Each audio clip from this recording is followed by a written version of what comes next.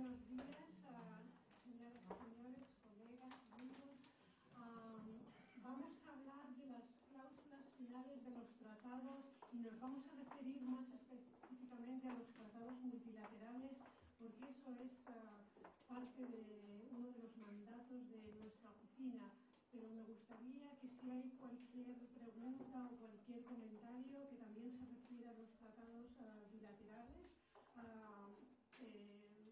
ustedes lo presenten y lo compartimos y lo discutimos. Ayer les dije que una de las funciones de nuestra oficina, de la sección de tratados de la Oficina de Asuntos Jurídicos, era dar consultoría legal sobre las cláusulas finales de los tratados multilaterales. Antes de meterme más en el tema de las cláusulas finales, quería hacer unas observaciones. Y la primera y la más importante, y ayer uno de los colegas nos presentaba la pregunta, ¿no? ¿Qué se puede hacer si a mí me dicen que yo tengo que concluir un tratado en tal lengua o en tal otra? La regla número 1 en negociación de tratados es que son los negociadores, son los estados o las organizaciones internacionales, las entidades con capacidad jurídica de concluir tratados, los que tienen la última palabra y la última decisión. Y lo tiene incluso bajo el derecho internacional consuetudinario o el derecho de los tratados y las convenciones de Viena del 69 y la Convención de Viena también del 86, porque esas convenciones son instrumentos maravillosos de codificación del derecho internacional de los tratados y también de desarrollo del derecho internacional. Y la belleza de esos dos tratados es que siempre, si ustedes lo leen, van a ver repetidamente, siempre le dan la opción a los estados que decidan otra cosa.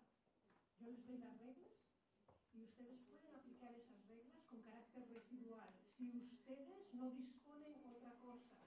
Y esa es algo importantísimo que me gustaría que pudiéramos tener siempre en mente, porque asistimos a muchas negociaciones y cuando interesa, o a veces cuando, como un recurso más, se dice, porque la Convención de Viena dice tal.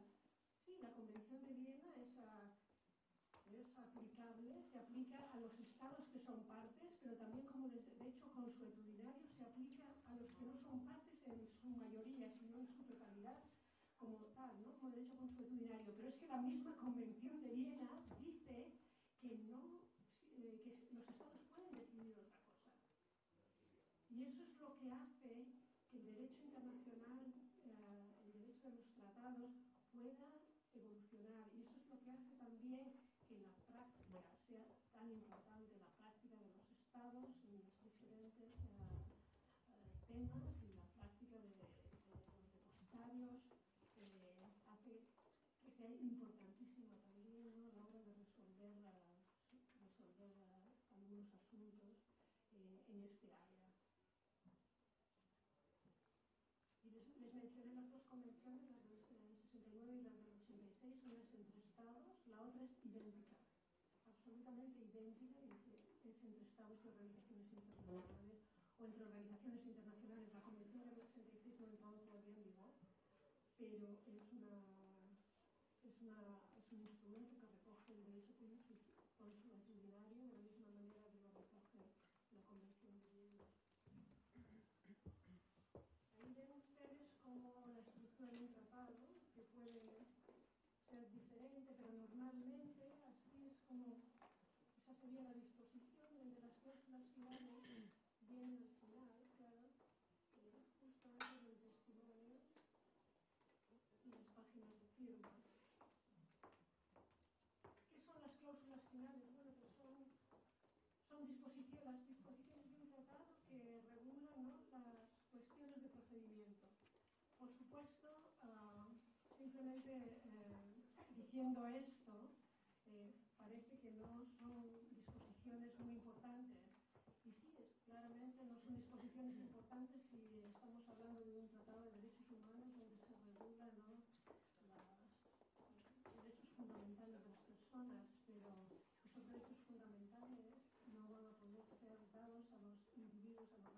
es si no nos aseguramos que ese tratado tiene unas cláusulas que permiten que se aplique, o que permite que se enmiende, o que permite que su vida tenga un transcurso que le permita cumplir los objetivos. Y luego pondré algunos ejemplos. Como les dije, son cláusulas, son flexibles y cubren una gran variedad de temas, pero los temas los temas normalmente que cubren son la participación, la firma, el consentimiento en obligarse, las reservas, declaraciones, entrada en vigor, aplicación provisional, depositario, el registro y la publicación, la relación con otros tratados, la resolución de controversias, las enmiendas, los anexos, el motivo, la denuncia, la duración, la extensión, las lenguas auténticas. Desde luego es una variedad de temas enorme. He subrayado aquellos que siempre encontramos en los tratados, aunque no siempre, a veces encontramos tratados bilaterales que no dicen ni cuándo entran en vigor, ¿no? Y ahí la práctica de la Secretaría de las Naciones Unidas en cuanto al registro es que entra en vigor por la firma. Pero eso siempre, y siempre recomendamos cuando hay tratados bilaterales donde las Naciones Unidas es parte, a que se especifique de manera concreta para que nunca haya problemas de interpretación. Entonces los que están subrayados son los que normalmente aparecen, particularmente en los tratados multilaterales. Es muy raro que existan disposiciones finales sobre el registro y la publicación, pero últimamente cuando hemos discutido con algunos países el tema del registro de tratados y la necesidad de clarificar quién debe registrar, una de las propuestas era ¿por qué no ponemos en los tratados que concluimos bilaterales quién registra?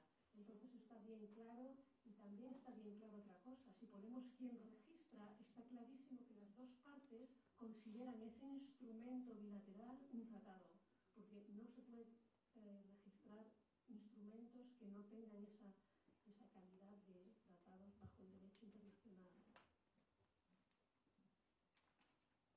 Creo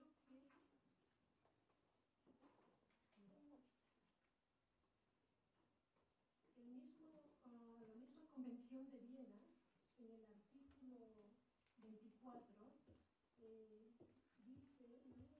establece el efecto inmediato de las cláusulas finales de un tratado. El artículo 24 dice que las disposiciones de un tratado que regulen la autenticidad de su texto, la constancia del consentimiento de los estados en obligarse por el tratado, la manera o la fecha de su entrada en vigor, las reservas, las funciones del depositario y otras cuestiones que se susciten necesariamente antes de la entrada en vigor del tratado, se aplicarán desde el momento de la adopción de su texto. Una vez que se ha adoptado una convención internacional, nosotros recibimos los textos auténticos que necesitamos para preparar el original del tratado. Desde ese mismo momento ya hay ciertas disposiciones. La que dice el depositario será el secretario general de las Naciones Unidas. Nosotros empezamos ya a actuar. Los estados empiezan a someternos los plenos poderes para firmar, o vienen representantes que no necesitan plenos poderes para firmar. Las disposiciones sobre la firma de la convención ya tienen un efecto jurídico, lo mismo con los instrumentos de ratificación o de adhesión, ¿no? Que antes de la entrada en vigor de la convención, que necesita un número de ratificaciones, ya tienen un efecto jurídico.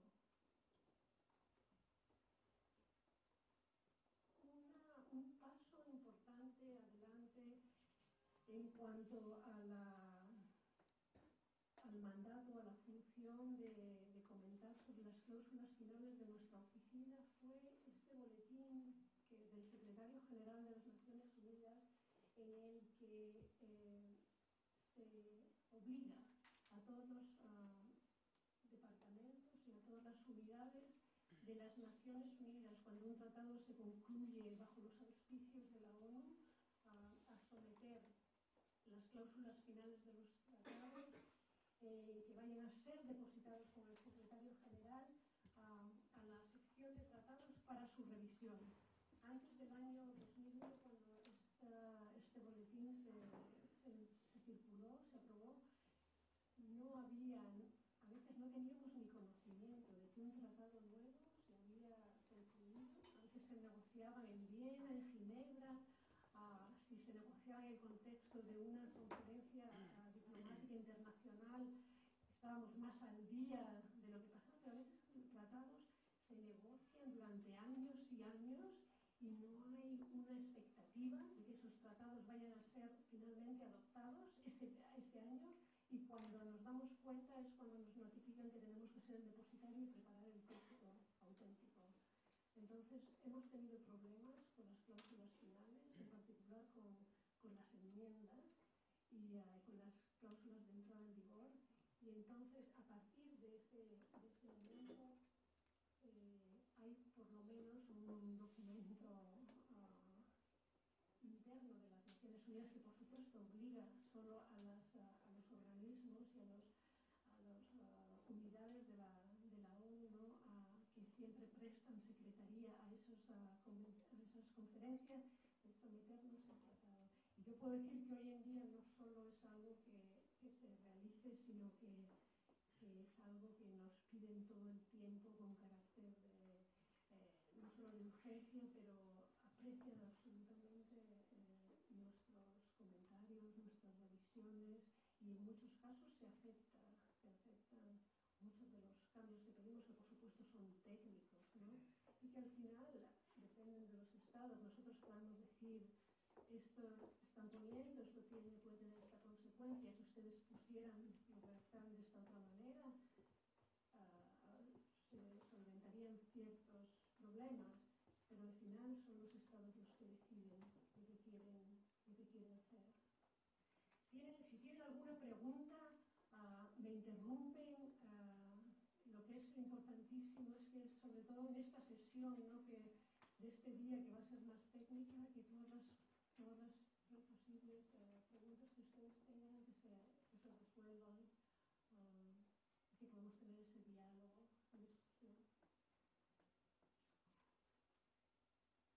Ahora lo que voy a presentarles es, decía antes que había ciertas cláusulas que siempre aparecían en un tratado.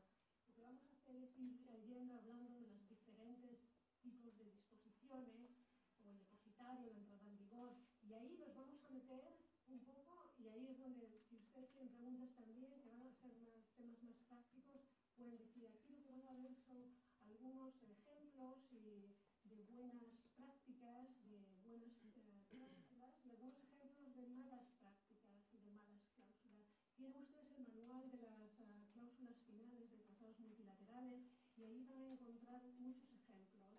Y esto va a ser simplemente ilustrativo, ¿no? Pero vamos también a retomar, hablando de las distintas disposiciones finales, vamos a retomar la tarea de las funciones del depositario y otros temas similares. El depositario, cuando se concluye un tratado multilateral, hay en el contexto de la publicación de un artículo que tuve el privilegio de escribir con otros expertos en derecho de los tratados, estábamos discutiendo el tema del depositario de tratados bilaterales. Lo que tiene que quedar claro igual es que el término depositario realmente apareció y surgió para solucionar un problema que no tienen los tratados bilaterales. Es un problema que se crea en el contexto de los tratados multilaterales, porque en un tratado bilateral el tratado se concluye, hacen dos copias, una para ti y otra para mí. Si yo le notifico que en mi sistema interno se han cumplido los requisitos, entonces, como dice el tratado que entra en vigor en tal día, no hace falta nadie que certifique cuándo entra en vigor, porque yo ya tengo la notificación suya que responde a la notificación mía, o porque entró en vigor por la firma. Es muy claro.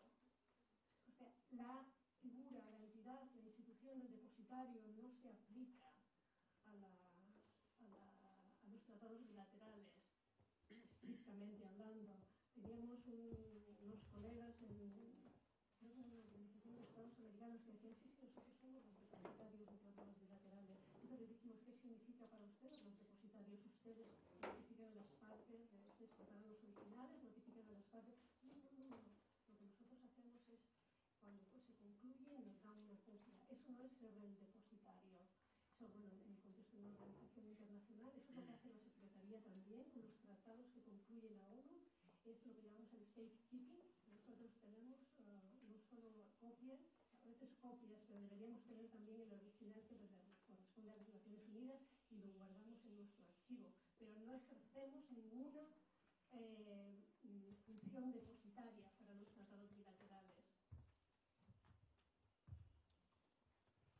Aquí vemos una cláusula típica de un tratado bilateral. Si ustedes de una conferencia internacional, porque se produce la negociación de un tratado, y son ustedes partes del equipo técnico y empiezan a decir que vamos a decir que el depositario tiene que hacer esto y lo otro. No se necesita. Con que digan quién es el depositario es suficiente, porque hay una legislación, ya hay una práctica internacional que dice muy claramente cuáles son las labores del depositario. Y no solo eso, sino que si el tratado va a depositarse por el secretario general, hay una práctica de 60 años, de más de 60 años, sobre cómo y qué es lo que el depositario debe hacer. Y a menos que surjan funciones nuevas, no hay absolutamente ninguna necesidad de que pierdan su tiempo enumerando cuáles son las distintas funciones del depositario. Otra de las disposiciones finales típicas y necesarias en los tratados son las cláusulas sobre la participación. Tenemos que saber a quién está abierta esa convención. Y normalmente, y hoy en día está abierta en el contexto, ¿no?, de las Naciones Unidas, las convenciones están abiertas a todos los estados, tienen esa vocación de universalidad. Algunas veces, algunos de los tratados que están depositados con nosotros, como decía ayer, se concluyen bajo los auspicios de las comisiones económicas regionales. Ellos están abiertos la mayoría de las veces solo a los miembros de esa comisión, los estados miembros de esa comisión regional. Pero en general la mayoría de los tratados depositados por nosotros están abiertos a todos los estados. Entonces esas disposiciones nos van a decir qué categorías de qué entidades pueden participar. Algunos tratados, y esto hay que decirlo, solo pueden implementarse, solo pueden aplicarse, ponerse en práctica, ¿no?, debido a su naturaleza y a la competencia de los estados en la materia por los estados. Había durante las últimas negociaciones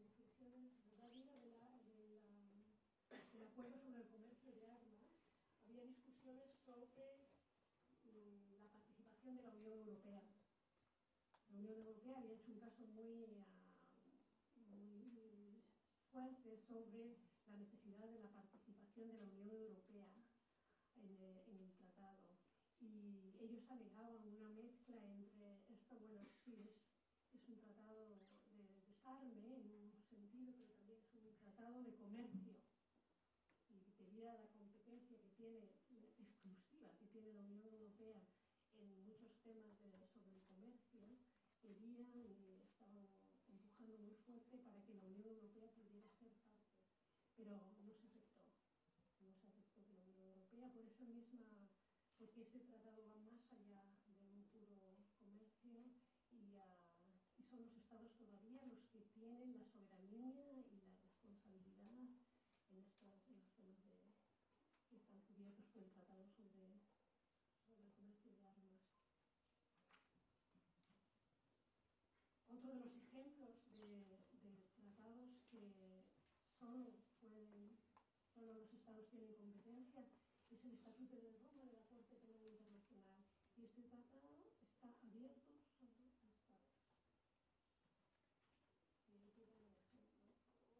Y cuando hablamos de la participación, se empieza por la firma, luego la ratificación, la aceptación o la aprobación de los que han firmado. Ayer Dina explicó que la 3, ratificación, aceptación, aprobación, es exactamente la misma cosa. No hay ninguna diferencia jurídica entre las tres acciones.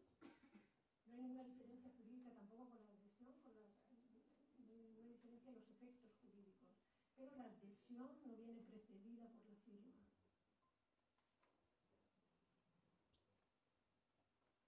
Entonces, tenemos los tratados que son solo abiertos a Estados.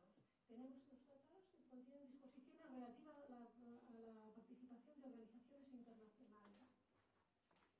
Y ahí hay un ejemplo de ellos, ¿no? Y simplemente abren las organizaciones internacionales.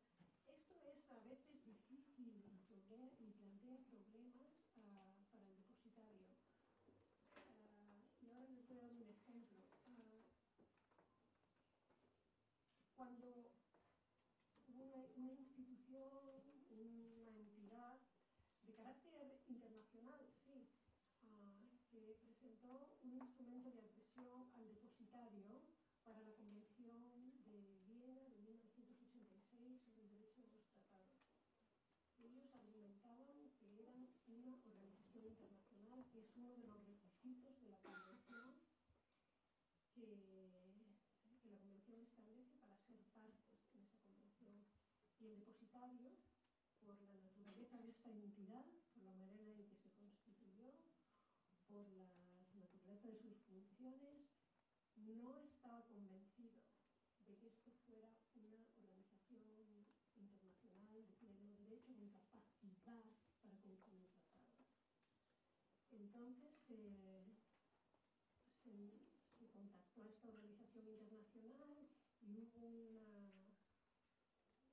una serie de cambios de opinión donde ellos insistieron en que ellos eran una organización internacional con capacidad jurídica para concluir tratados y para participar, ser partes en tratados. Entonces el depositario, que no estaba completamente convencido y que tiene que velar de una manera rigurosa, ¿no?, por la aplicación de las cláusulas finales, se puso en contacto con las partes que habían negociado, concluido este tratado. Y ahí se confirmó que no habían tenido la intención de crear una organización internacional como tal. Era una estructura así compuesta de árbitros de procedencia de diferentes naciones, pero eso no les constituía a ellos mismos, como les hacía una organización internacional con sus órganos de decisión, con sus miembros. Entonces, finalmente no se aceptó la participación de esta organización internacional como parte de la Convención de Viena del 86.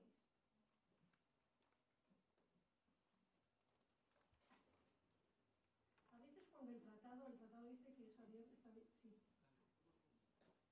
Solamente la estructura orgánica es lo que puede identificar a una organización internacional con legitimidad para suscribir tratados, o hay otros criterios que puedan determinar si tal organización o tal agrupación tiene la capacidad jurídica de obligarse internacionalmente.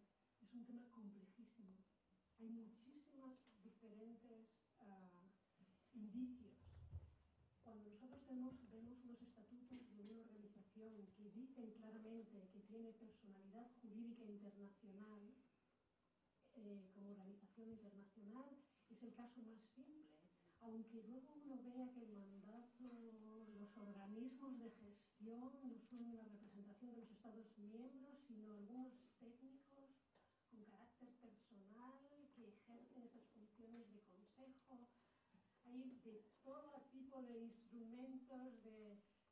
Entonces, en ese caso, tenemos simplemente que aceptar que los Estados se han comprometido a crear una organización internacional con capacidad jurídica internacional, con, digamos, treaty making capacity, y ahí es un caso en el que, bueno, igual no está 100% claro, pero está expresamente dicho en la constitución de esa organización. Tenemos la Organización de las Naciones Unidas y tenemos sentencias de la Corte Internacional de Justicia, ¿no? Las Naciones Unidas explícitamente no reconoce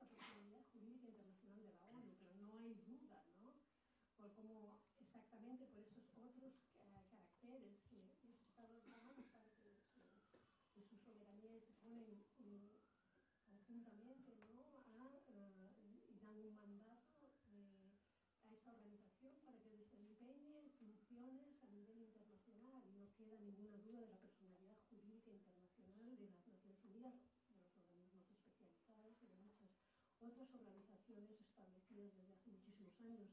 Pero estamos asistiendo a una proliferación enorme de entidades que se llaman organizaciones internacionales. En algunos casos es bastante preocupante, porque nosotros en la oficina también hemos tenido situaciones en las que somos un poco utilizados.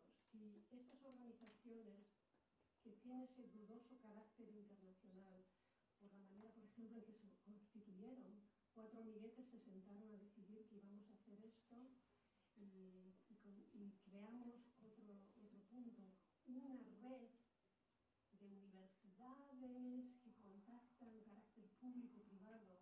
Hay una cantidad enorme de indicios que nos dicen esto no es claramente una organización internacional, pero ese tipo de organizaciones vienen a nosotros y nos dicen queremos registrar nuestra constitución, nuestro estatuto, el estatuto que nos crea. ¿Por qué? Porque así vamos a poder decir esto está registrado por la Secretaría de las Naciones Unidas y esto nos da una legitimidad. Y luego vamos a explicar que eso no da ninguna legitimidad. Pero ahí empiezan a poner la web, que tienen un link con las Naciones Unidas, empiezan a pedir el estatuto de organización, el estatuto consultivo ante los órganos de las Naciones Unidas, la Asamblea General o el Consejo Económico Social. Hay mucha confusión, pero también hay una intencionalidad en algunos casos de, sabiendo que no es realmente una organización de pleno derecho, vamos a ver si con un reconocimiento de las Naciones Unidas, a través del registro, podemos hacer algo para elevar ese estatuto. Y luego, claro, hay consecuencias bastante golosas, ¿no?, de tener una organización internacional, unos privilegios e inmunidades. Tenemos algunas entidades que han conseguido en los años atrás meterse ahí y ser registradas, y uno lee las cláusulas y bueno, dice unas aberraciones a nivel del derecho internacional público que es increíble, ¿no? Pero es muy difícil, es un tema muy difícil, pero miramos diferentes elementos. Y en el caso que le expliqué anteriormente, el depositario es muy riguroso y es muy cauto. Entonces, si vemos que uno de esos elementos nos produce un cierto reparo, vamos a ir realmente hasta el final del asunto, vamos a ir hasta los orígenes, quién concluyó estos tratados, para buscar una respuesta. En el caso que nos hubieran dicho sí es una organización internacional, aunque yo creía hace 10 sentidos que no lo era, el depositario cree que no, pero ¿qué se puede hacer ahí? Tendremos que, fueron las partes las que dijeron, ¿no?, que esto era una organización internacional. Entonces deberíamos aceptarlo, pero en este caso no fue así. Sí. Sí, que sobre ese tema de la participación me surgió la siguiente duda. Es decir, es muy importante, digamos, el criterio en relación a lo que es un organismo internacional. Para que sea un organismo internacional de esa gubernamental debe estar constituido por un Estado.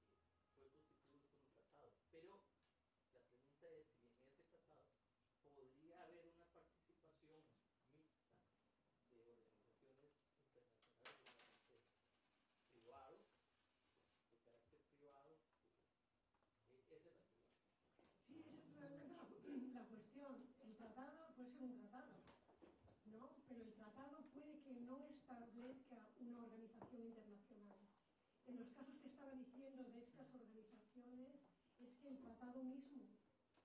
El tratado mismo lo firma esta organización para la espirulina y luego dicen que también este país y el otro participaron y al final lo que se concluyó no parece ser, porque los estados también concluyen instrumentos internacionales, pero que no se rigen por el derecho internacional. Entonces, las compañías multinacionales hacen acuerdos que son entre países diferentes y no se rigen por el derecho internacional. Se rigen por las normas de tu derecho, de mi derecho, de un derecho común, pero privado. Entonces hay dos cosas. Una es que el tratado sea un tratado. Y en estos casos que estoy diciendo de la proliferación de estas organizaciones he unido los dos, ¿no? El tratado mismo que quieren registrar ya se ve que tiene ingredientes que no es un tratado, que no íbamos a poder registrar. Porque lo constituyen, esto es lo que le digo, estos amiguetes, no hay una firma de la autoridad, esto no parece que haya pasado por ningún congreso, por ningún parlamento.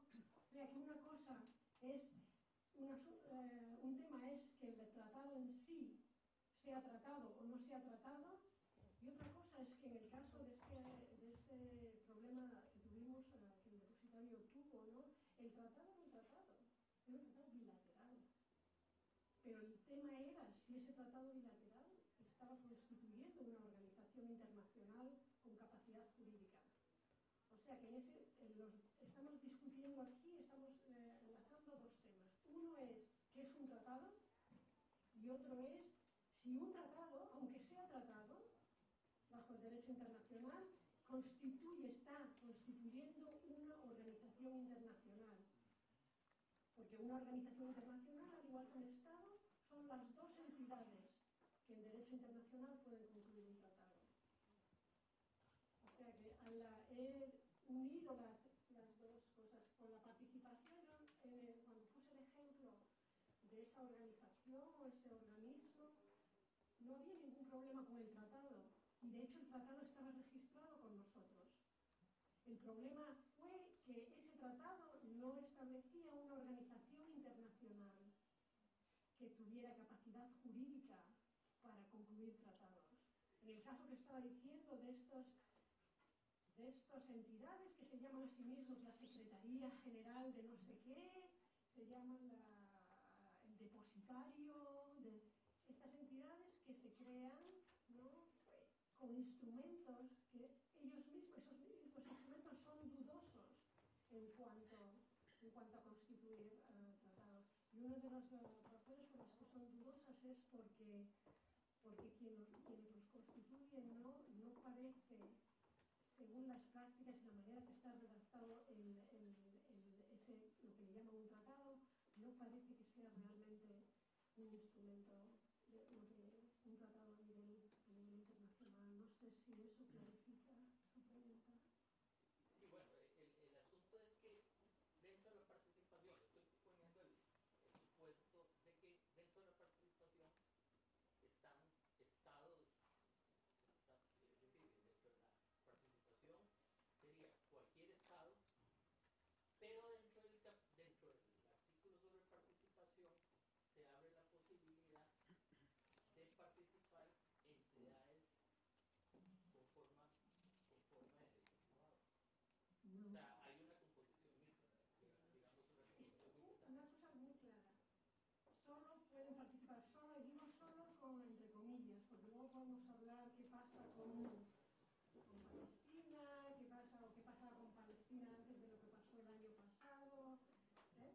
Pero vamos a decir, para entendernos, el 99% de los casos, el 99,9% de los casos, para estar muy claros y no perdernos, solo estados y organizaciones internacionales pueden participar en tratados. Solo estados y organizaciones internacionales. Y normalmente las organizaciones internacionales tienen capacidad jurídica de acuerdo a sus estatutos para concluir tratados. Y si la organización internacional es una organización internacional clásica, lo tendrá explícito o implícito. Y lo que ya estaba intentando explicar es que hay veces que un ente se llama organización internacional y no lo son. Pero que quede bien claro, los únicos sujetos con capacidad de concluir tratados bajo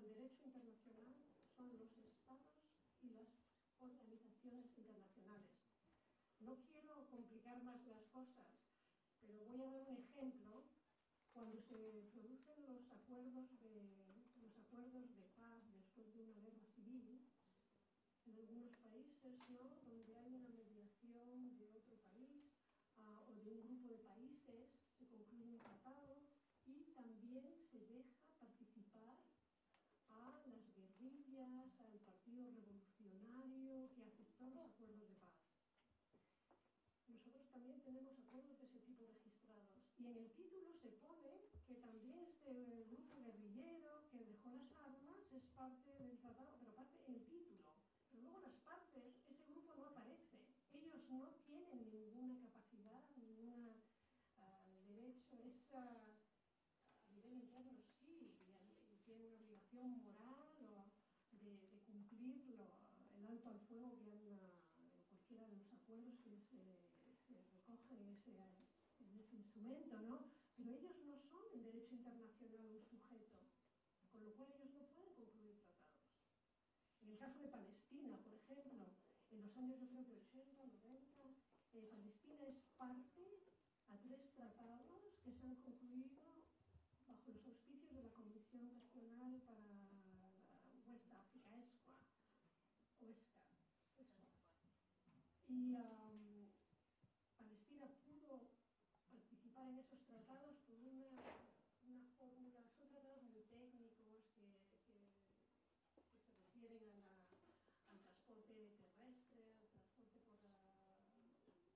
por ferrocarril. Entonces, esta comisión está abierta a los miembros de pleno derecho de la comisión, pero también a los miembros que están en calidad de no Estados miembros, ¿no?, que son invitados a participar en los trabajos de esta comisión. Entonces Palestina es el único que no es Estado y podía participar. Entonces ellos son partes y depositarias de este instrumento que venía de la autoridad palestina, ¿no?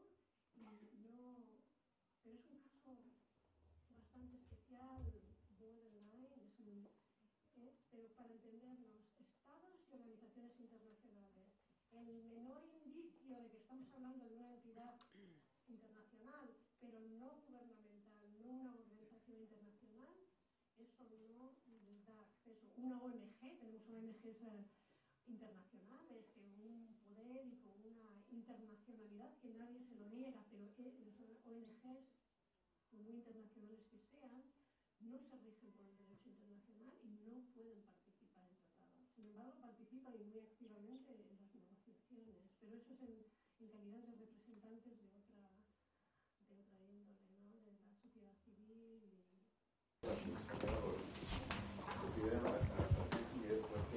La Cancillería ya de forma de organización internacional, o sea, que lo acoja como un organismo internacional porque está firmado, pues, ciertamente queda entre los países. Panamá ya era parte, y yo le digo, bueno, cuándo se ratificó, cuándo se negoció ese convenio constitutivo de esta asociación. Está en internet, la asociación, etcétera, y está claramente que es institución, o sea, la dependencia de un. Entonces, mi opinión fue de que la Cancillería no podía intervenir directamente y darle por entendido que era una organización internacional, pero la organización internacional fue conformada por estados, no por instituciones de los estados, porque no tienen la jerarquía pues para reconocer a los estados. Entonces, esa fue la respuesta nuestra, que no era un organismo internacional constituido por estados.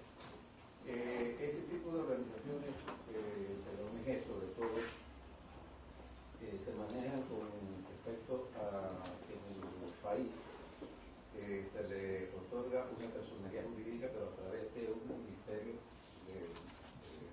no será personalidad o carácter jurídico internacional de una organización internacional, sino que reconocen como liberal personalidad jurídica, o como el Ministerio de Gobierno. Entonces, en base a eso, ellos aducen de que ellos son una organización internacional para solicitar entonces los privilegios e inmunidades que que el país otorga a los organismos internacionales. Entonces siempre tengo que estar en este tipo de consulta, porque la legislación nuestra con respecto a las inmunidades diplomáticas, de organismos internacionales, consulares, etcétera, y en especial establece que los organismos internacionales, o sea, aquellos en los que la República de Panamá participe en virtud de un tratado, o sean reconocidos como tales por el órgano ejecutivo. O sea, está claro que la primera instancia es que sea un organismo internacional creado y participen Estados, Naciones Unidas, OEA, etc. Y otros, o los que sean reconocidos. Hay organismos internacionales que no son el gobierno holandés, que acoge a muchas organizaciones, pero también a muchas entidades, cortes de arbitraje, que tienen un estatuto intermedio, hacen exactamente lo mismo ellos por ley interna, no como en tanto que una organización internacional. A esta organización de la que les hablaba, que estaba constituida, que no dejamos participar en la Convención de Viena del 86, le daban privilegios e inmunidades. Y esta organización, esta entidad decía, pero si a nosotros el gobierno holandés nos ha dado privilegios e inmunidades, eso demuestra que yo soy una organización internacional. No, es de la otra manera. No porque ustedes le hayan dado algo extra, les hace una organización internacional. Es que las normas de mi país, a mi país le interesa que usted esté aquí, que desarrolle sus funciones, pero mi país no lo reconoce un estatuto como organización internacional, porque mi país no es nadie, como usted dice, para reconocerle, sino es el conjunto de los estados que establece la organización. Pero yo soy magnánimo, yo quiero que ustedes estén aquí, yo quiero darles ciertos privilegios y inmunidades que bajo mi legislación yo les puedo dar. Ya estamos en la cuestión de esos acuerdos que ha dado mucho que no la contempla. La Convención de Viena no contempla los acuerdos interinstitucionales. Esos acuerdos interinstitucionales sí han tenido una gran proliferación últimamente, de todo tipo. Los ministerios firman bilateralmente un acuerdo interinstitucional entre el Ministerio de Desarrollo Agropecuario de Panamá y su homólogo de Cuba, por ejemplo. Esos acuerdos, en mi entender, no están, no tienen el carácter de un tratado entre Estados, a pesar de que son instituciones del Estado. Eso depende del nosotros le damos la interpretación de que esos acuerdos sí están sujetos al derecho a los tratados cuando estos se deriven de un convenio entre los dos estados. Por ejemplo, un convenio de cooperación técnica entre Panamá y Perú. Y entonces las instituciones como el ejemplo del MIDA, nuestro Ministerio de Agricultura, en Perú, firmó un acuerdo en el marco de este convenio marco, valga la redundancia, entre los dos países, para la ejecución de programas dentro del área de agricultura. Pero nosotros entendemos que sí son acuerdos, entonces, como derivados de un convenio marco entre Estados, sí estarían sujetos del derecho a los tratados. No sé si esa interpretación es correcta, porque aquí la Convención de Viena no toca, ni tampoco la Comisión de Derecho Internacional, en los comentarios sobre cada artículo, y sobre todo el artículo, el punto referente a los tratados, menciona por ninguna parte este tipo de acuerdos. Me imagino que en ese tiempo, del 69, no existía este tipo de acuerdos interinstitucionales, que últimamente se dan muchos. Sí, y hay que tener mucho cuidado también, pero este tipo de acuerdos nosotros lo vemos de la siguiente manera. Sí, cuando nos someten este tipo de acuerdos para registro, nos tienen que certificar, el país nos tiene que certificar que es un acuerdo internacional. Incluso si vemos que son instituciones diferentes, no es una representación clara del gobierno, tenemos que tener la certeza de que al final esas instituciones han concluido ese tratado, si es un tratado, en nombre del gobierno. Y si tenemos esa certeza y está certificado, nosotros lo que vamos a poner siempre es que esto es un tratado entre este país y el otro país, no entre esta institución y la otra institución. Y si en su país eso le da, porque hay un acuerdo marco, esos acuerdos son plenamente acuerdos internacionales, correcto, y ustedes cuando nos lo mandan para el registro nos tienen que explicar eso, que aunque están concluidos por estas entidades, son entidades que representan el Estado en ese ámbito y que son registrables porque son tratados bajo su derecho interno, y eso es lo que entiende la otra parte, que es un tratado también. Había otra pregunta, sí. Sí, buenos días, funcionador Coloma, asesor de la presidencia del Poder Judicial Peruano. Una predicción, por mi interés personal. Tuve la suerte de integrar la misión de las Naciones Unidas para El Salvador, ONUSAL, a comienzos de los años 90, que puso fin a ese conflicto armado. Los acuerdos de paz bajo el auspicio del secretario general de Naciones Unidas que pusieron fin al conflicto establecían deberes y obligaciones para las dos partes de la contienda, tanto el Estado salvadoreño como el Frente Farabundo Martí para la Liberación Nacional, la ex guerrilla o guerrilla, ¿no? Y el FMLN tenía obligaciones absolutas, es decir, tenía que realizar en determinados plazos tales y tales cosas, a mediano plazo, a largo plazo. Entonces, me pregunto si estos acuerdos entonces no eran tratados, eran instrumentos con rango de derecho internacional, pero al ser suscritos por una organización de la naturaleza de una ex guerrilla, como usted ha dicho, no la podríamos considerar un tratado. En otras palabras, existen otros instrumentos bilaterales en este caso que establecen derechos y obligaciones para las partes que pertenecen al derecho internacional pero que no son tratados. Que pertenecen al derecho internacional pero que no sean tratados, no. Lo que sí es importante destacar es que hay muchos acuerdos que se concluyen entre entidades que pueden ser internacionales o puede que no sean internacionales, como en este caso, que no son menos obligatorios. No son derecho internacional. Yo no me puedo ir a la Corte Internacional de Justicia a denunciarte a ti porque no has cumplido las obligaciones bajo este tratado. Ese recurso no lo tengo, en caso de que hayamos aceptado los dos la jurisdicción obligatoria de la Corte. Pero no quiere decir que ese tipo de tratados que no son, ese tipo de acuerdos que no son tratados, no sean igualmente obligatorios. Y eso es algo importantísimo que hay que destacar porque en las relaciones internacionales por muchísimos años ha habido acuerdos que son acuerdos gentleman agreement, son acuerdos de paz en este caso sin entidades internacionales, sin más de una entidad internacional, que no pueden ser considerados acuerdos internacionales, pero que han tenido o han sido instrumentales y se han cumplido a rajatabla porque se establecen mecanismos de seguimiento de la Organización de las Naciones Unidas, de otros organismos internacionales. Entonces sí, no son tratados bajo el derecho internacional, no se rigen por el derecho internacional, pero no son menos obligatorios. Y ese tratado, yo también trabajé cuando yo empecé en las Naciones Unidas, estábamos comentando antes con el embajador Salas, yo empecé a trabajar con las misiones de mantenimiento de la paz y una de las misiones que yo llevaba era El Salvador, una misión difícil y que tuvo mucho éxito. El Salvador, Guatemala, llevamos muchas misiones por el mundo, algunas muy, muy feas, que no tuvieron tanto éxito. ¿Sí? ¿Sí? ¿Alguna pregunta más? No sé cómo... Sí hay, lo pedí la palabra varias veces.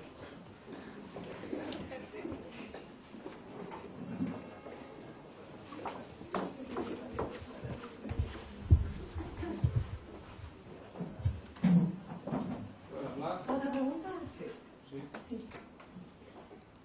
Bueno, usted fue muy categórica de que solo estados y organizaciones internacionales pueden celebrar tratados.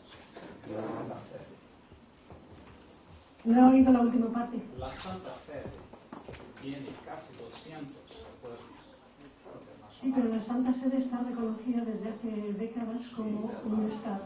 Pero entonces son estados, organizaciones internacionales y la Santa Sede. No, pero la Santa Sede está reconocida en el contexto de las Naciones Unidas, que Sí. tiene 193 estados, les faltan 3. Pero no es un estado.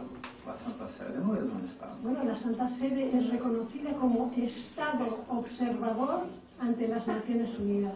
No sería el Vaticano. Bueno, el nombre oficial es de Holy See. Y luego podemos entrar en el tema del Vaticano, pero así es como está reconocida. Y la Santa Sede participa en muchísimos tratados. Sí, sí. Bueno, la segunda pregunta es, está se tornando muy usual que se introduzca en los tratados una disposición que dice, este tratado no se rige por el derecho internacional. Usted lee el tratado y obviamente se rige por el derecho internacional. Pero hay una disposición que dice que no. Obviamente es para contornar trámites internos. Sí. ¿Cuál es su opinión sobre esto? ¿Es un tratado, efectivamente, a la luz del derecho internacional o no lo es? Si dice tan categóricamente que no es un tratado bajo el derecho internacional, en el registro en la Secretaría no se aceptaría para el registro. Si las partes han determinado que esto no es un tratado, no se podría registrar. Pero no me parece una manera muy inteligente de sortear el problema. Yo no diría nada. Hay miles de memorandos de entendimiento que no dicen nada, que son ambiguos, que se redactan, bueno, lo haremos, se aconseja, no sé qué. Entonces, si quieren sortear... pero en estos memorandos, declaraciones conjuntas, no hay ánimos contra mí. Son programas, metas. No todos. Por ejemplo, las Naciones Unidas, en la práctica de las Naciones Unidas, nosotros concluimos tratados que consideramos tratados Sí. con estados bilaterales Sí. y los llamamos memorándum de entendimiento. Y para nosotros son tratados. Sí. Pero es verdad lo que usted dice. Hay muchos estados que no lo consideran tratados. Y hemos tenido el problema de darnos cuenta, después de que el memorándum se había firmado, cuando nosotros le pedimos al país X que nos confirme que se han cumplido los requisitos constitucionales de su país para que el tratado entre en vigor, y nos dicen, no, nosotros aceptamos, pero nosotros no hemos cumplido ningún requisito, es solo un memorándum de entendimiento. Y entonces vamos a los colegas que han negociado y digo, que ustedes que han negociado, ¿es un tratado o no es un tratado? O sea, que esa confusión incluso existe en nuestra organización, y es importantísimo que quede claro, porque bueno, al final de lo que se trata no es de a ver si podemos ir por un camino, sino vamos a poder comprometernos más profundamente. Bueno, hagámoslo al nivel de declaraciones de intención, ¿no? Pero que también son súper embarazosas, ¿no? Si uno no cumple, ¿no? Y que pueden crear problemas diplomáticos mucho más graves incluso que la violación de un tratado. Miren ustedes a Kioto, miren ustedes a todos los tratados fundamentalísimos que se han concluido y que no se cumplen, por muy instrumentos sólidos que sean del derecho internacional. Y hay muchos otros instrumentos que se utilizan en las relaciones internacionales que no, aunque no sean tratados, se cumplen con mucho más rigor y con mucho más seriedad, ¿no? Eso es el... Gracias. ¿Tenemos otra cosa de...?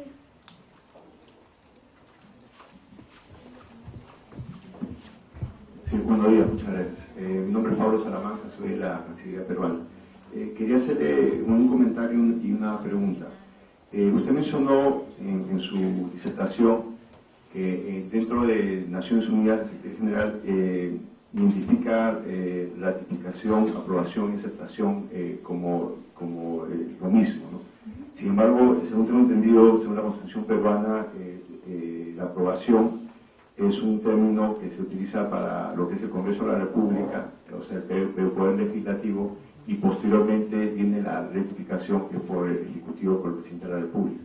Entonces, ¿cómo coincide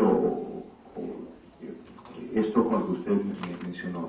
Sí, yo cuando hablo aquí hablo a nivel internacional, ¿no? Como depositario, a nivel interno pueden llamarlo, y por eso es por lo que se llama a nivel internacional de distintas maneras y no solo ratificación. A nivel interno se puede llamar, dependiendo del tipo de derechos, ¿no? que estén incluidos en esa convención, se puede llamar aprobación, se puede llamar aceptación, se puede llamar ratificación. Nosotros no nos preocupamos de ese tema.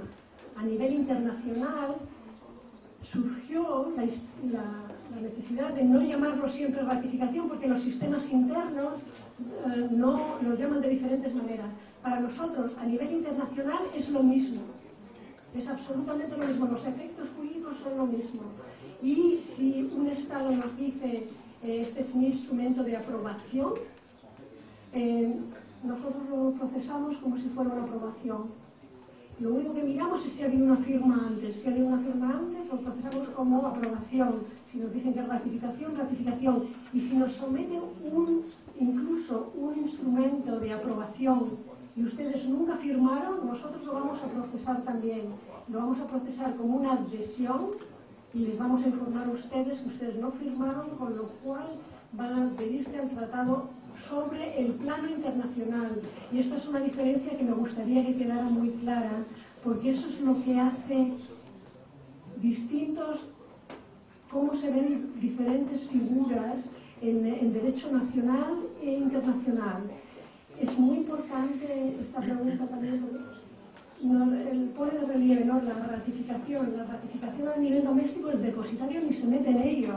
Hombre, algunas veces estamos un poco nerviosos como juristas o como amantes del derecho internacional o del tema, ¿no? de que se trate, cuando vemos que un país inmediatamente después de que se ha adoptado una convención, inmediatamente viene a vender instrumentos de ratificación. Yo no sé qué procesos internos han pasado, pero no nos metemos en esto. La ratificación a nivel doméstico es algo completamente diferente. El instrumento que preparan después ustedes en las cancillerías para que firme su presidente o la autoridad que tenga que firmar a nivel internacional, ese es el instrumento que nosotros controlamos, que da fe a nivel internacional y que va a permitir que el tratado entre en vigor de acuerdo con las cláusulas. Y por ejemplo, hemos tenido recientemente, antes de venir, un caso bastante delicado con un Estado miembro que insiste y insiste que ellos tienen un líder supremo, que ellos tienen un jefe de Estado, un jefe de gobierno y un ministro de Asuntos Exteriores. Y que a nivel interno, el líder supremo nunca jamás se mete en nada de tratados. Es el jefe del Estado. Nosotros intentamos explicarles que a nivel internacional, no doméstico, ellos se tienen que aclarar quién es el jefe del Estado.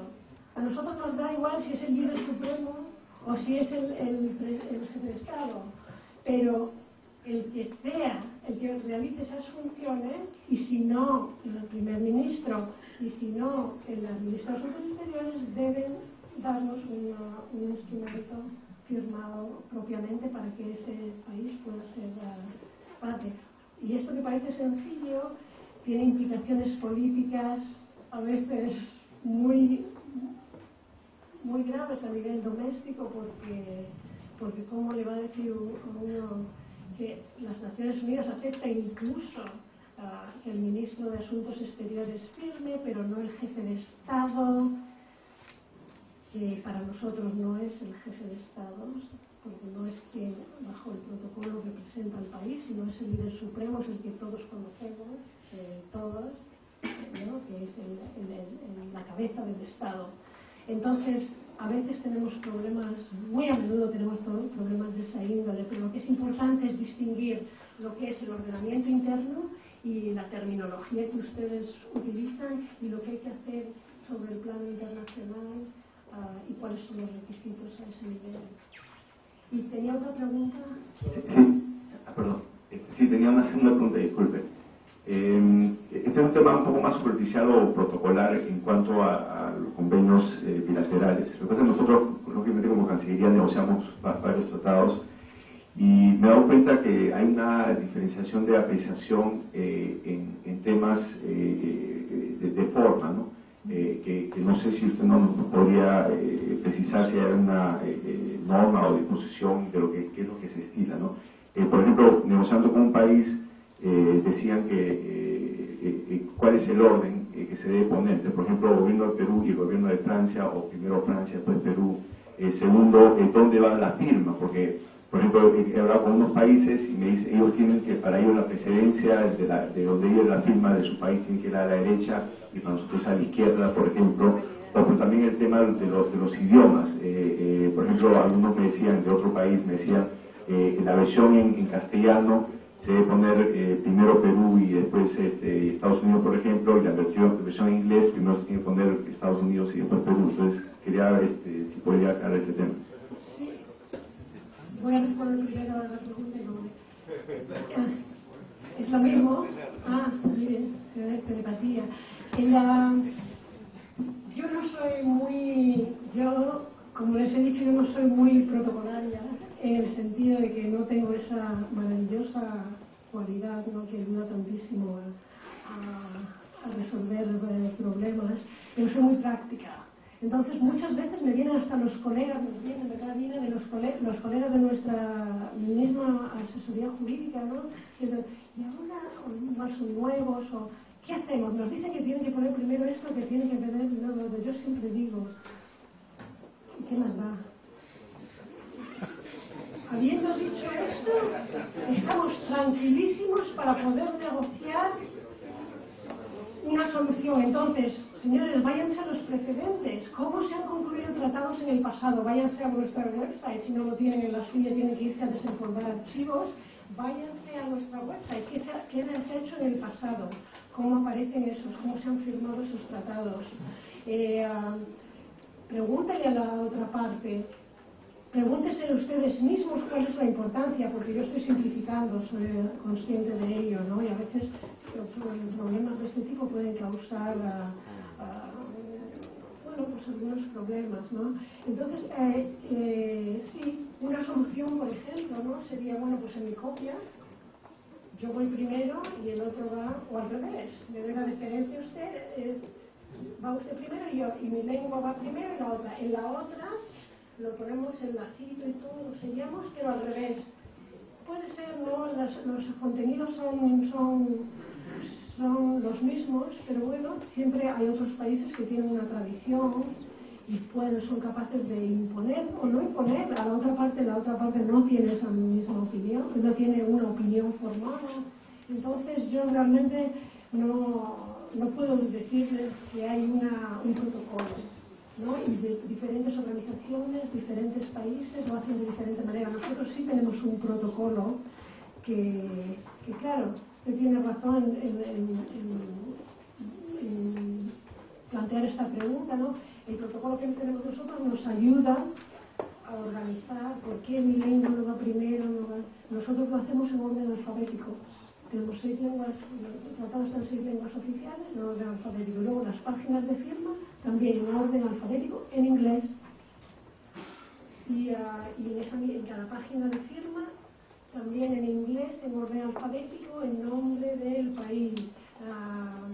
On behalf of the whatever country, au nom du pays, y continúa así. Yo no sé árabe ni ruso ni chino, así que no les puedo decir, pero eso es lo que aparece en las páginas de firma.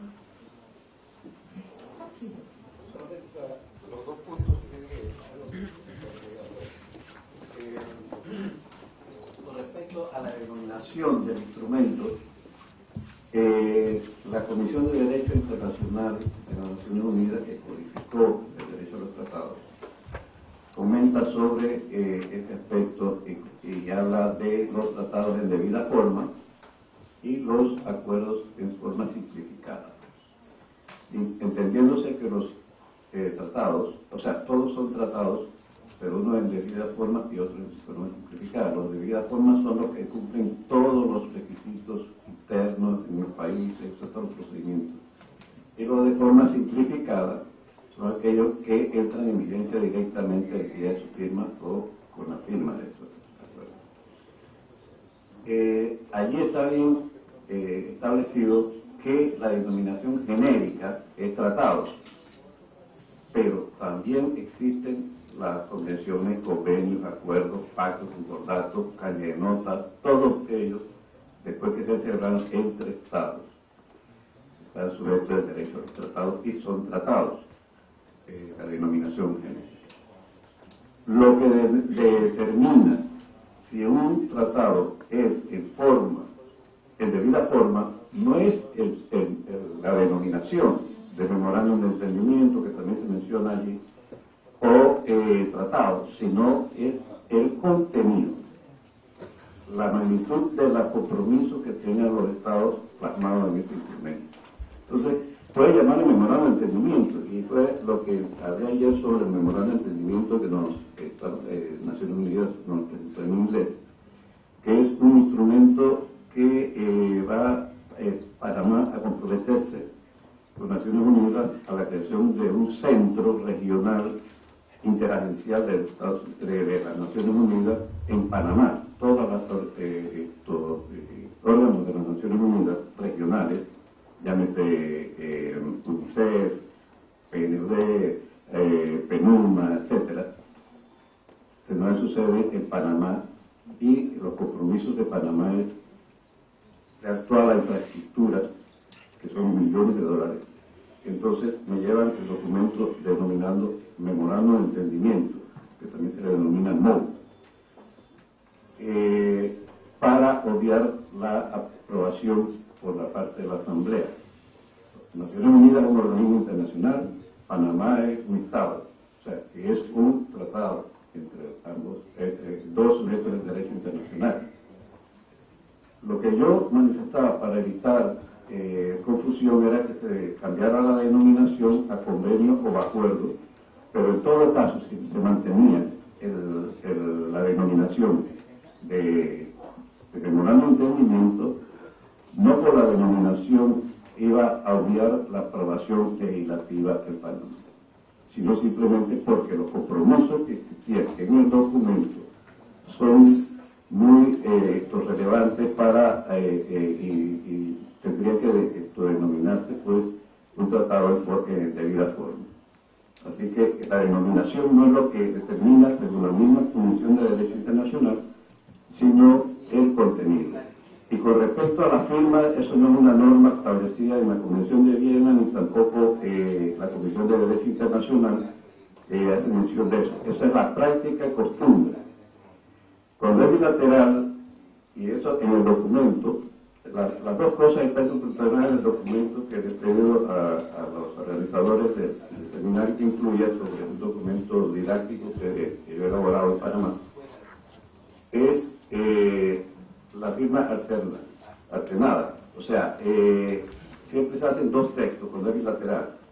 El texto de Panamá, un ejemplo, Panamá se menciona primero y al final a la izquierda, la firma de Panamá.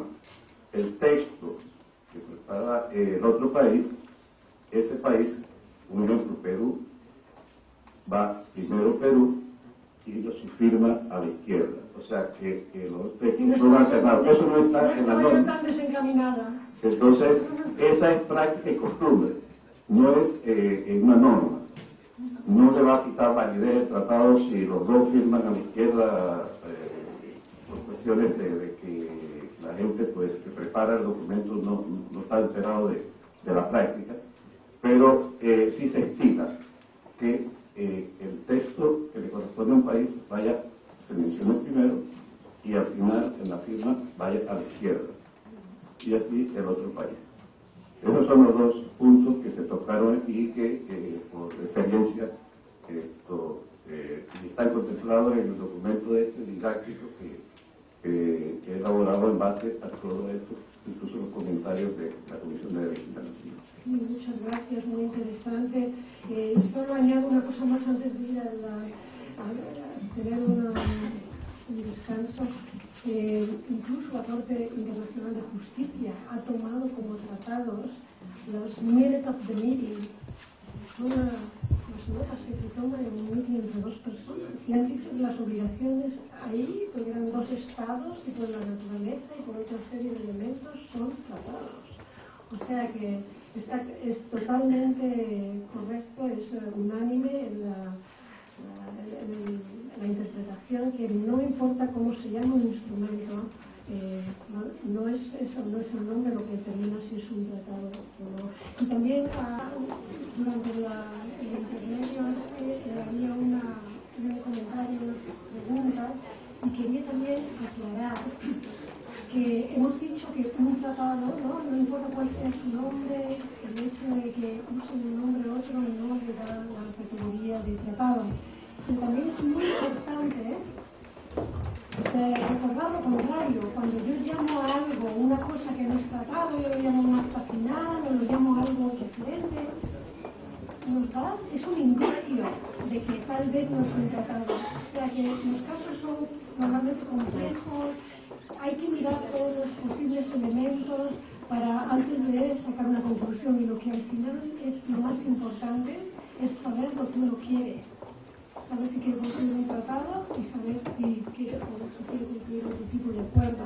Y lo que es más coherente posiblemente es intentar llamarlo de la misma manera, porque eso creará una práctica y solucionará un problema en el futuro, ¿no? Seguimos con la participación. Estábamos hablando de participación de estados y organizaciones internacionales. Tenemos algunos ejemplos, como la Convención de las Naciones Unidas, de la que habló ayer nuestro colega James, donde es una cláusula típica. Vamos a pasar rápido a el siguiente ejemplo. Aquí lo he puesto como ejemplo porque los tratados a veces están abiertos a organizaciones internacionales, sencillamente así es la manera que está formulado, y otras veces están abiertos a ciertas organizaciones internacionales, aquellas que tienen competencia exclusiva o competencia compartida, competencia mixta con los estados. Y el más claro, típico ejemplo es la Unión Europea. Pero este ejemplo es todavía más interesante porque yo participé en las negociaciones, pero de una manera muy estrecha, de las partes legales de la Convención sobre los Derechos de las Personas con Discapacidad, y Estefan Barriga, que es uno de los expertos invitados a este seminario, ¿no? Fue el chair, el presidente de ese grupo legal, y hicimos maravillas para perfeccionar las cláusulas finales de este tratado y se admitieron muchísimas mejoras, ¿no? Y en este caso la discusión giraba en torno, normalmente se llaman organizaciones de integración, regionales de integración económica, lo que dicen en inglés RIOs. Pero aquí se quitó lo de económicas. También corresponde a una evolución de la misma Unión Europea, que se ha transformado, que ha evolucionado de una organización de integración económica a una organización de una integración muchísimo mayor, ¿no? Donde hay áreas mucho más amplias en las que la Unión Europea tiene la competencia exclusiva y no los estados, como por ejemplo el área social, ¿no? Entonces se hizo a propósito. Ahora hemos ido a otro nivel y se habla de estados y organizaciones regionales de integración.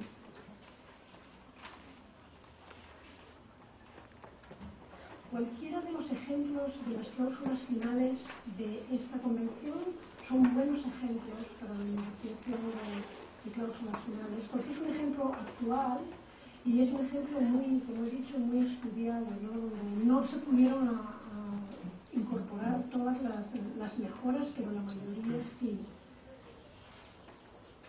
Luego voy a hablar de la fórmula de Viena, pero voy a pasar muy rápido, y la razón por la que voy a pasar muy rápido es que la cláusula, la fórmula de Viena, que abre las condiciones de la participación de los Estados miembros de las Naciones Unidas, pero también aquellos Estados que sean miembros de organismos especializados Agencia Internacional de la Energía Atómica, o aquellos que son parte del Estatuto de la Corte Internacional de Justicia, o un Estado indicado por la Asamblea General. Esto es una cláusula que ya no se usa. Más bien se utilizó bastante en los años 50, a partir de los años 50, porque había situaciones políticas, por lo menos en muchos casos, situaciones políticas ligadas al conflicto entre un bloque y otro durante la Guerra Fría, que no permitían a ciertos estados, particularmente del Consejo de Seguridad, ir adelante y permitir que ciertas entidades o ciertos estados que se reconocían ya como estados, ¿no?, pudieran participar en tratados porque era una cuestión de principio, ¿no? Entonces establecían estas cláusulas para no perder la cara y para que, bueno, si estos estados participaban ya en organismos más técnicos, como los organismos especializados, bueno, pues se hacía, la Asamblea General no tenía que tocar el tema y decidir políticamente si invitamos a este Estado o no. Esa cláusula abría la puerta a la participación de estos Estados que no estaban reconocidos por uno o el otro bloque. Por lo que ha vuelto a estar de actualidad esta cláusula de Viena es por el caso en particular de Palestina. Podría ser también el caso de Kosovo. Son problemas muy delicados y que tratamos con esa delicadeza en la Oficina de Asuntos Jurídicos, porque tienen una connotación política muy importante y tienen una connotación diferente para los Estados miembros, ¿no? El hecho de que una entidad como Kosovo o una entidad como Palestina hayan accedido ya a la participación en organismos especializados puede plantear, y de hecho ya se nos ha planteado no como acción de esas entidades, pero sí por otros estados que quieren saber lo que sucedería en esos casos, la cuestión de la participación, ¿no?, de estas entidades en tratados que contengan la cláusula de Viena, donde uno podría decir, pero si ya son miembros de una organización, un organismo especializado, automáticamente pueden ser parte. La cuestión no es tan sencilla. En el caso de Palestina se ha avanzado un paso más. La Asamblea General ha decidido el año pasado que Palestina tenía el estatuto de Estado observador como la Santa Sede. Eso en derecho internacional no significa que un reconocimiento bajo el derecho internacional absoluto de esta cualidad, porque la ONU no es quien para determinar el estatuto de una entidad como país o no, pero es parte de todo el engranaje, es parte de todo lo que necesita pasar, ¿no?, para que un país poco a poco surja o al final sea totalmente reconocido por los otros países. En el caso de Kosovo hay otras connotaciones, otras que las permite el tratado o por otras circunstancias. Hay que hacerlo en el momento de la firma definitiva porque no hay luego posibilidad, a menos que ya explicaremos cuando hablemos de las reservas, utilicemos otros mecanismos un poco menos establecidos. Bien, unas convenciones especifican muy claramente dónde se hace la firma, qué días y todo. Hay que tener muchísimo cuidado si ustedes negocian convenciones, porque lo que se diga ahí es derecho. Hemos dicho que estas cláusulas producen efecto inmediato. Nosotros tenemos que preparar un tratado, necesitamos semanas, dependemos de otros colegas para que nos preparen el tratado de la manera que nosotros le decimos que nos lo preparen. Necesitamos por lo menos entre 4 y 6 semanas entre la adopción del texto y el momento en que recibimos el texto en el formato que necesitamos y el momento en el que ese tratado está listo para que pueda ser transportado a donde se celebre la ceremonia o en la mayoría de los casos de las Naciones Unidas en la Secretaría en Nueva York. También las cláusulas finales, por supuesto, explican cómo se expresa el consentimiento de obligarse y se puede hacer a través de la ratificación, aprobación, aceptación. La confirmación formal es normalmente un término que se utiliza para las organizaciones internacionales, particularmente la Unión Europea utiliza esa terminología. La firma definitiva que hemos hablado, y he puesto la sucesión entre corchetes porque la sucesión es otra manera de participar en tratados, pero no es una manera que está incluida en las cláusulas finales, pero también incluso el estado de participación en nuestros tratados le dan la letra pequeña D, que significa sucesión. En ciertos casos se participa, hay estados nuevos que aparecen y utilizan esta figura de la sucesión.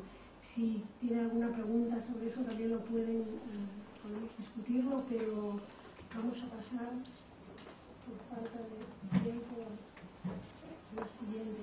Aquí vemos un ejemplo claro, ¿no?, donde se incluye también la firma definitiva.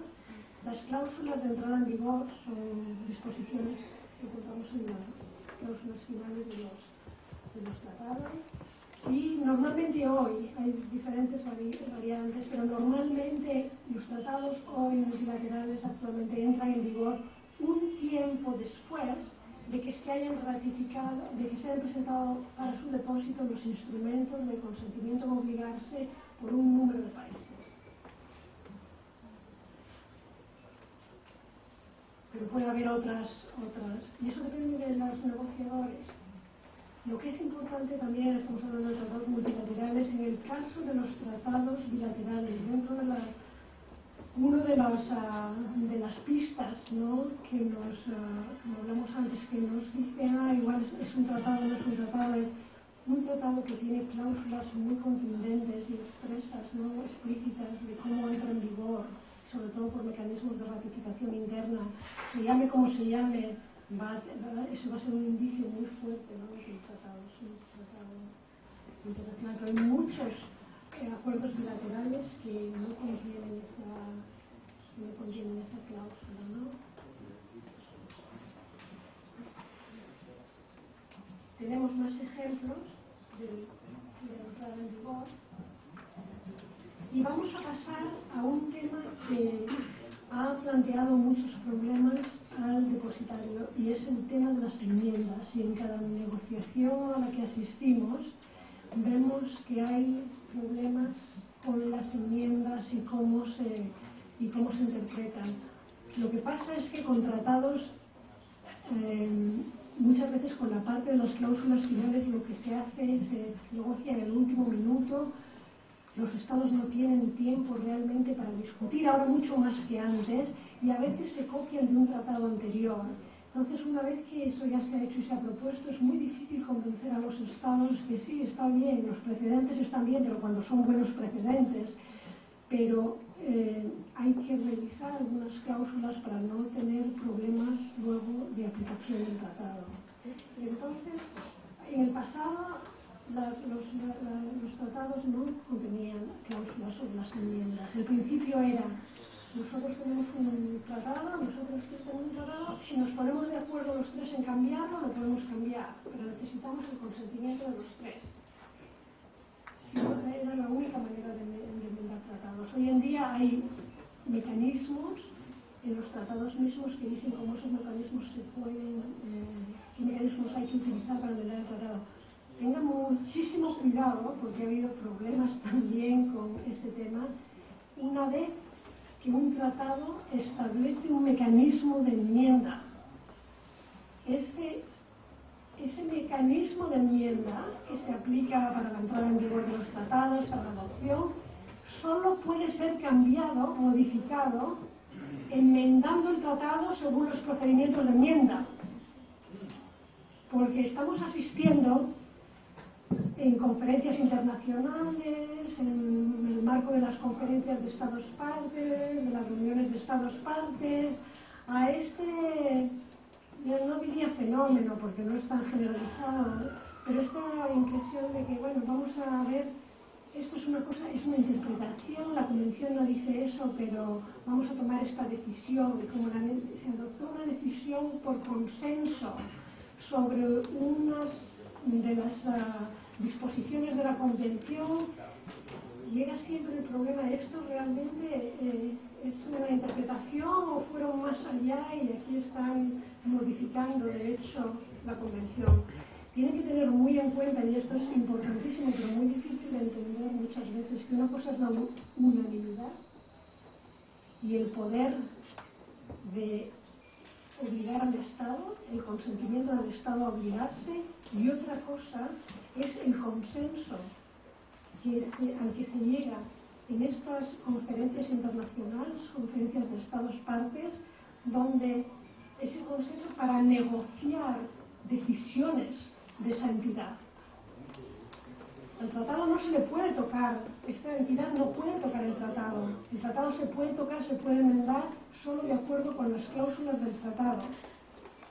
Estos delegados que vienen a esta conferencia de Estados partes tienen sus credenciales para actuar en el contexto de esta conferencia y para decidir según las normas de procedimiento de la conferencia ciertas materias, pero no tienen un instrumento en la mano que les permita en esa conferencia cambiar las disposiciones de la Convención, a menos que eso lo hagan de manera unánime y que sea consentimiento de obligarse, lo cual no es el cuadro normalmente que tenemos cuando hay una reunión o una conferencia de Estados partes. Eso es muy, muy importante y que puede ser que sea un camino para evitar esos sistemas tan tremendamente pesados y largos de enmienda de un tratado, pero hay que formalizarlo de una manera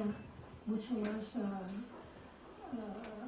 estrictamente jurídica, ¿no?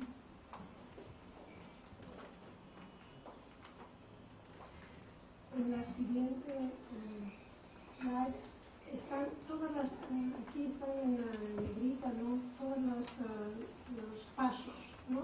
Que debería incluir un buen artículo sobre la propuesta, quién la propone, quién la distribuye, cuáles son los procedimientos de adopción, quién transmite la propuesta adoptada, el sentimiento de obligarse, disposiciones claras sobre la entrada en vigor y sobre los efectos. Y ahí vamos a hablar y dar unos ejemplos de problemas que nosotros hemos enfrentado cuando las cláusulas sobre enmiendas no son claras. Durante la negociación del tratado sobre el comercio de armas, las discusiones, y aquí sí había un grupo de muchos de los delegados eran juristas, pero aún así había una cierta confusión sobre las enmiendas. Las enmiendas tenían una cláusula parecida en la propuesta, en el borrador, y había países que decían, bueno, pero una vez, y entraban en vigor cuando un número de países, un porcentaje de países las han aceptado, y había países que decían, bueno, pero una vez que entran en vigor para todos.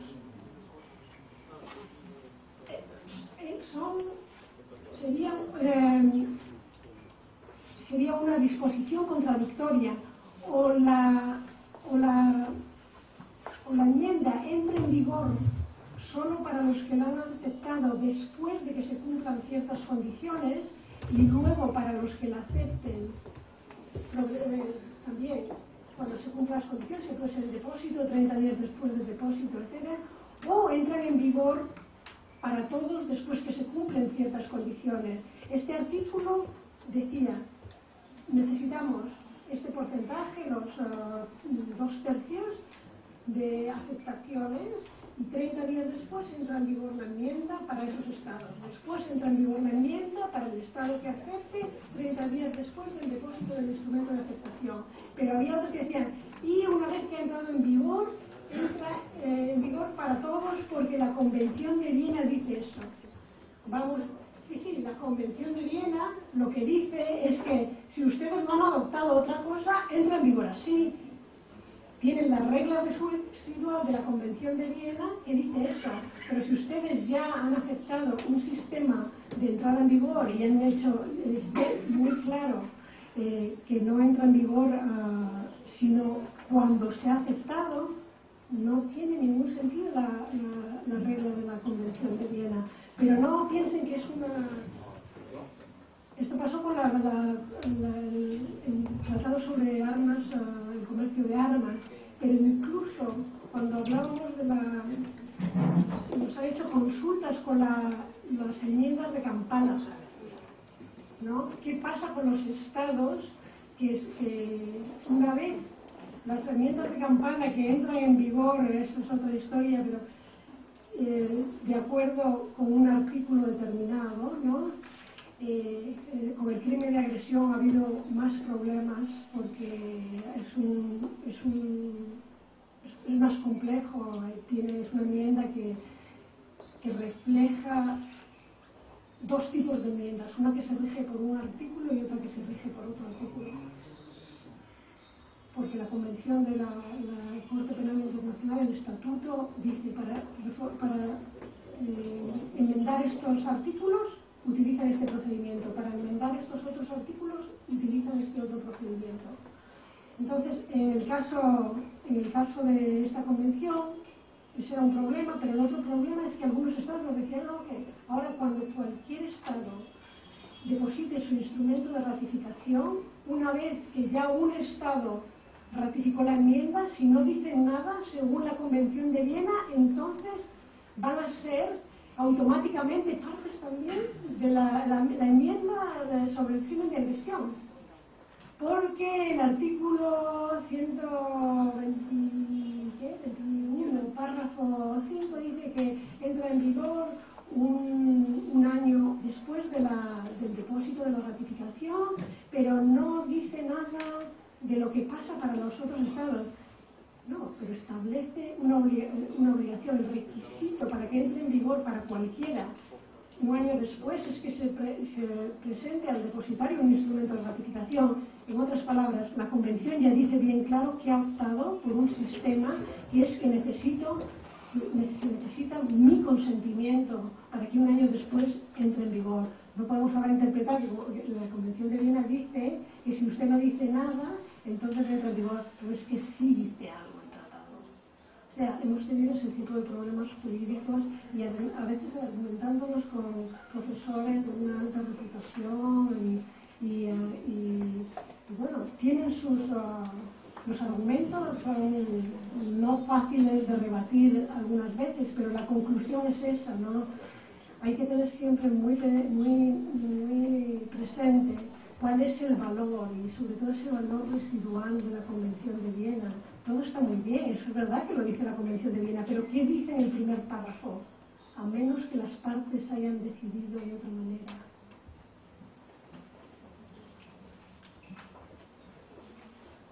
Y una de las, para finalizar, uno de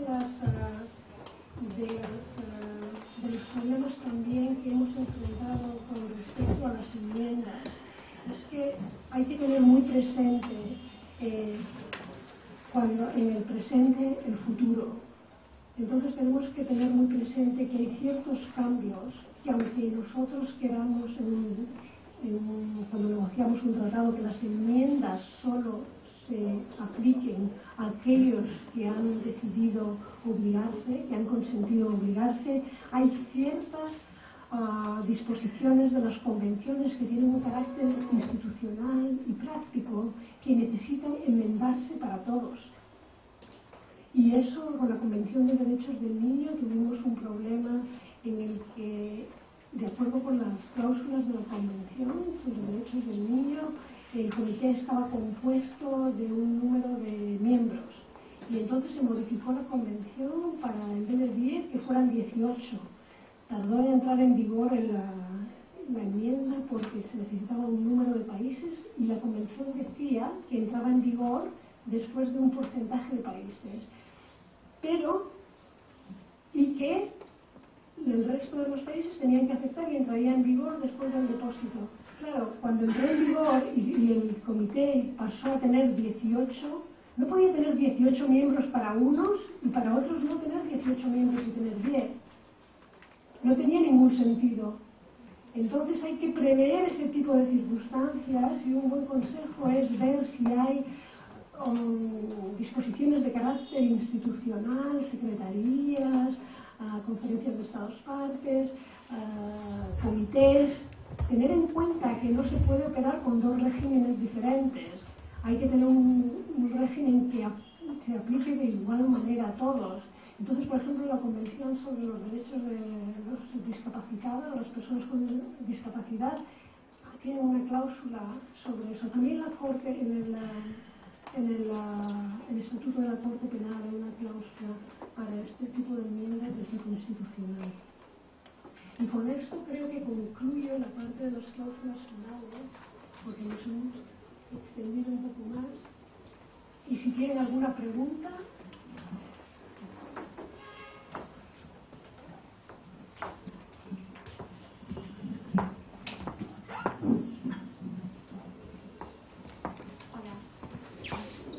Sí, buenos días. Hola, Arancha Michelle Reyes de la Coalición por la Corte Penal Internacional. Gusto verte. No te digo bien. No, yo también. Ahora nos saludamos.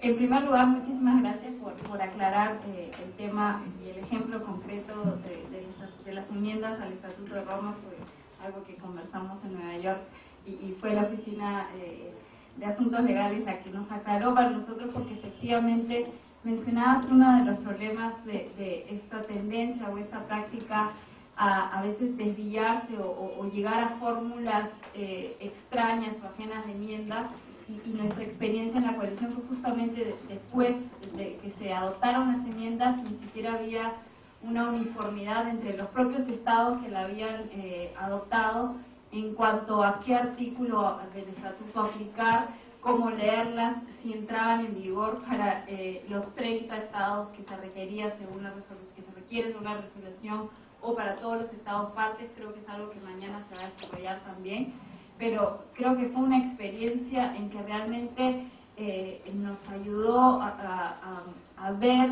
con claridad que a veces, valga la redundancia, falta esa claridad en cuanto a los propios estados que aprueban este tipo de resoluciones, este tipo de enmiendas, y creo que fue sumamente útil. Simplemente para compartir la anécdota, nos llegaban a veces consultas de justamente el ejemplo que presentabas, Arancha, de si los estados que no habían ratificado ni siquiera el Estatuto de Roma, al momento de ratificaban el Estatuto más las enmiendas, o se ratificaban como instrumentos paralelos, y ante tantas preguntas fue que nos acercamos a la Oficina de Asuntos Legales y recuerdo clarísimo la explicación: trátenlo como dos tratados independientes, de cierto modo, o como si fuera un protocolo adicional, pero no en el sentido de que va a ser la Secretaría el que le va a preguntar al Estado, por cierto, quieren también ratificar la enmienda al momento que se acerca a ratificar el Estado. Entonces, ese era simplemente el agradecimiento. Y tenía una pregunta concreta en torno a la firma, y esta apuntaba al tema del retiro de la firma. Es un tema que, bueno, se vio en Estados Unidos, cuando Estados Unidos retira su firma del Estatuto de Roma a través de una carta enviada por el entonces embajador Bolton al secretario general, y todavía se discute la validez de esa acción. O sea, hay, creo que, poca claridad en si tiene que tomarse medidas o acciones adicionales para restablecer esa firma. Incluso en el propio Departamento de Estado algunos hablan de las medidas para restablecer esa firma frente a Naciones Unidas, o simplemente el segundo supuesto es no tomar como válida esa carta enviada y manejarse bajo la premisa de que la firma sigue válida. Entonces, me interesaba saber esa opinión de qué pasa en estos supuestos cuando se toman acciones que apuntarían, digamos, a tratar de quitarle esa validez jurídica a una firma que está ahí, digamos. Eso me recuerda a exactamente la misma pregunta me la hizo, igual tú me recuerdas el nombre, este señor tan mayor ya que fue fiscal en el tribunal de Nuremberg. Ben Fern. Sí. Que vino a la oficina y ahí el señor que tiene sus espaldas todo lo que tiene, ¿no? Venía ahí, se sentaba y preguntaba, ¿y qué hacemos? Y que, bueno, pues lo que pasó con la Corte Penal y la firma de los Estados Unidos precipitada de Bill Clinton antes de salir de ese gesto, ¿no? Probablemente de generosidad y de convicción. Luego fue revocado por el siguiente gobierno y bueno, nosotros cuando nos preguntaban ¿y cómo hacemos esto? Bueno, ustedes hagan como puedan. Nosotros lo que no vamos a hacer jamás es quitar la firma de la página de firmas. Ustedes firmaron y ahora se quedan con ello. Bueno, sí, lo que nos están diciendo es que no quieren estar obligados por la Convención de Viena y el principio de que tienen que hacer todo lo posible por no minar el objeto y la propuesta del estatuto. Bueno, pues no creo que fuimos muy explícitos. Yo en esa época estaba en un sitio de guerra, estaba en una misión de paz y no sé mucho los detalles de lo que pasó, pero lo que se hizo es circular esta declaración. Lo normal que en un gesto del gobierno en el que decidan que lo que se dice ahí, ¿no? Que no solo no tiene ninguna validez, sino que no van a tener firmada, algo así dice la declaración, pues que se retire.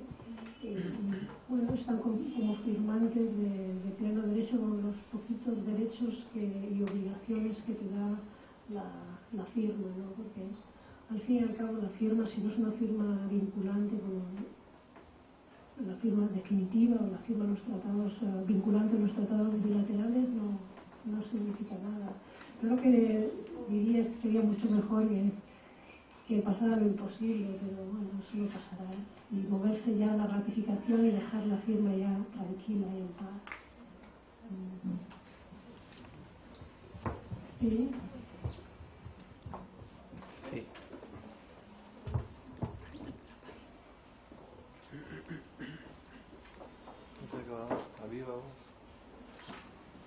Sí, buenas tardes. Mi nombre es Elmer Schialer, yo soy de la Cancillería del Perú. En primer lugar, muchísimas gracias, doña Arantxa, por este muy importante y además muy preguntada mañana, ¿no es cierto? Sobre las cláusulas finales. Yo quiero referirme a un tema vinculado a también la firma, la suscripción, pero el acto o la solemnidad previa a esta, que son los plenos poderes, ¿no? Todos sabemos que esto está además muy bien recogido en el artículo 7 de la Convención de Viena sobre los tratados, que de alguna manera recoge el derecho constitucionario que desde el siglo XII ya se venía dando con diferentes, digamos, intensidades de acuerdo al momento histórico, acerca de mostrar la plenipotencia para que se firmen estos tratados en nombre del soberano primero y luego de los estados. Ahí está claramente establecido quiénes necesitan plenos poderes, que son todos excepto los tres grandes, como se les denomina, el presidente, el jefe de gobierno y el canciller, o aquel agente que claramente todos los estados interesados convienen que la intención era efectivamente que tenga esa plenipotencia para firmar, ¿no? Que yo me imagino que tenía que ver más bien con la dificultad en esa época de las comunicaciones, pero no necesariamente de manera exclusiva con ello. Sin embargo, de un tiempo a esta parte, y ya el profesor Fitzmaurice en un informe a la Comisión de Derecho Internacional ya lo dejaba entrever, ¿no? Hay la tendencia, o existe la tendencia en algunos países, en no necesariamente otorgar plenos poderes para que sus plenipotentes, para que sus agentes, aparte de del canciller, del presidente o el jefe de gobierno, puedan suscribir cierto tipo de convenios. Estoy pensando, por ejemplo, en el caso de Costa Rica, en donde en la ley orgánica del Ministerio de Comercio Exterior de Costa Rica se le otorga legalmente esa plenipotencia a la hoy ministra de Comercio de ese país. Yo quisiera saber cuál es su opinión sobre esto, o si usted nos puede contar un poco acerca si es que esta tendencia es creciente en el mundo, tanto a nivel multilateral como bilateral. Muchas gracias. A nivel internacional está clarísimo que son esas tres autoridades las que pueden firmar sin plenos poderes, y si no, tienen que tener plenos poderes puntuales para firmar un tratado puntual. Eso es lo que pasa normalmente, pero también tenemos casos de estados que dan plenos poderes, por ejemplo, al representante permanente, para firmar todos los tratados que están depositados, por ejemplo, con el secretario general. Eso como solución práctica es extraordinario, porque no tienen que estar pendientes. La reina Isabel de Inglaterra, por ejemplo, que es uno de los países de Gran Bretaña, no tiene que estar pendiente de firmar cada vez que el Reino Unido firma un tratado ante las Naciones Unidas.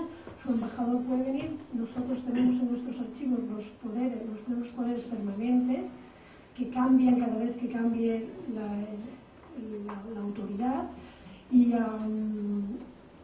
no hay ningún otro problema. Es una solución práctica buena.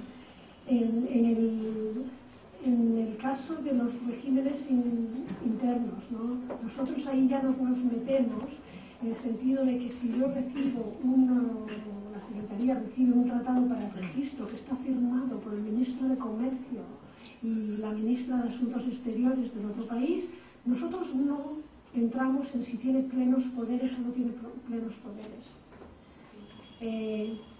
Lo único que parece muy razonable es que